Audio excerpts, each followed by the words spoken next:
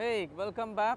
So, ang next episode natin is about galing ang question kay Chad Basilio. Sabi niya, paano mo ipaparealize sa downline mo na para sa kanya ay active daw siya pero hindi naman kasi wala namang activity. Downline na yung sinasabi na maraming pay-in o maraming ginagawa pero wala ka naman nakikita activity. Actually, marami to kasi usually it's out of the ego yan. Pinoprotekta nila sarili na para hindi sila mapahiya. So sasabihin nila marami silang ginagawa.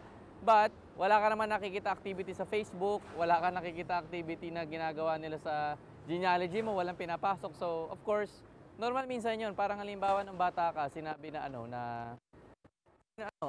anak, nag-aral ka ba? 'Di ba? Opo, nag-aral ako pero di ka naman nag-aral sa school ka. Okay, so i-set aside mo yon. Ang tamang mindset dapat is wag mo masyadong kulitin yung downline mo na gano'n kasi alam niya naman nagsisinungaling siya eh.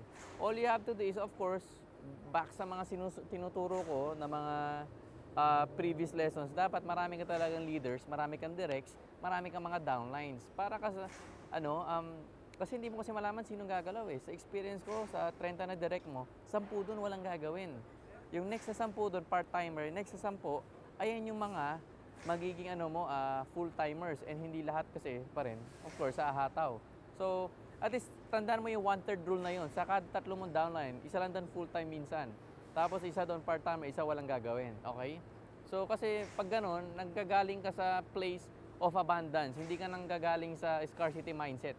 Okay? Place of abundance, ibig sabihin, dahil marami kang downline, marami kang leaders, marami kang direct, hindi kayo parang laging kinakapos, hindi kayo tipong naiinis kapag yung downline mo wala activity kasi marami ka naman downlines eh, marami kang direct. So dahil doon, kumikita ka malaking pera. Okay? So, just have to make sure na sundin mo to, i-apply mo siya. So this is Marco Malyari. This is Beyond Networking.